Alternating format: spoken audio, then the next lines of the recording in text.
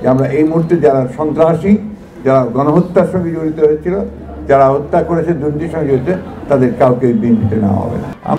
আমাদের মাননীয় মহাসচিব যারা মির্জা ফখরুল ইসলাম আলমগীর স্যার আমাদের মাঝে এসে পৌঁছে গেছেন।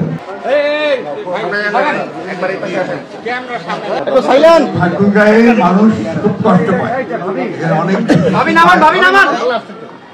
আমরা আশা করেছিলাম যে সরকারের তরফ থেকে মানুষদেরকে শীতপত্র বিতরণ করা হবে, এখন পর্যন্ত সেই ধরনের উদ্যোগ আমি দেখতে পাইনি।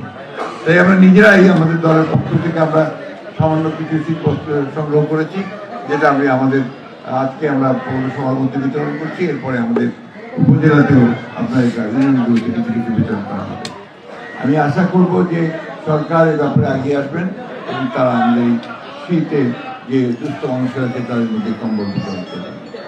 আর একটা প্রশ্নটা কি ছিল? আমি বলেছিলাম বাংলাদেশের রাজনীতিতে ষড়যন্ত্র, ফ্যাসিস্ট ব্যবস্থা এবং দুর্নীতি থেকে উত্তরণের উপায় কি? একমাত্র উপায় হচ্ছে দুর্নীতি, ফ্যাসিবাদ থেকে উত্তরণের একমাত্র উপায় হচ্ছে একটি গণতন্ত্রকে প্রতিষ্ঠিত করা, restoration of democracy.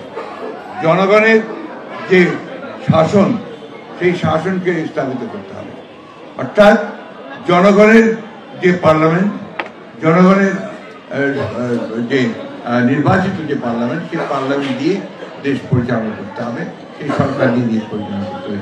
That is the only route. অন্য কোনো উপায় আছে বলে আমার জানা নেই। আমার বয়স হয়ে গেছে, আমি জানি যে একমাত্র একটা ইনস্টিটিউশন যদি তৈরি করা যায়, প্রতিষ্ঠানগুলো যদি নির্মাণ করা যায় গণতন্ত্রের, তাহলে সেটাই হবে সবচেয়ে বড় রক্ষা কবচ। স্যার, আরেকটা বিষয় হচ্ছে বিভিন্ন জেলায় আওয়ামী লীগের নেতাকর্মীরা বিএনপিতে যোগদান করছে, সেটি আপনার আমার এটা জানা নাই। আমি অন্তত এইটুকু বলতে পারি যে আমাদের এখানে খুব নির্দেশ দেওয়া আছে।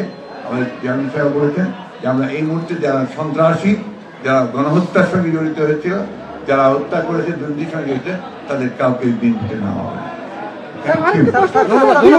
ধন্যবাদ।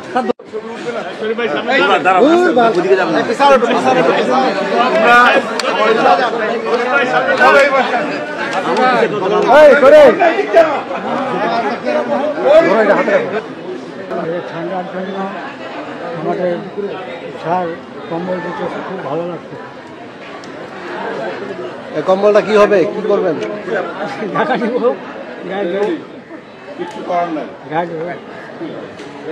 এই কম্বলগুলো দিচ্ছে আমাদের তো সবারই, বয়স্ক মহিলা সবারই, পুরুষ খুবই উপকার হবে। এই চারে ঢাকা নিবে।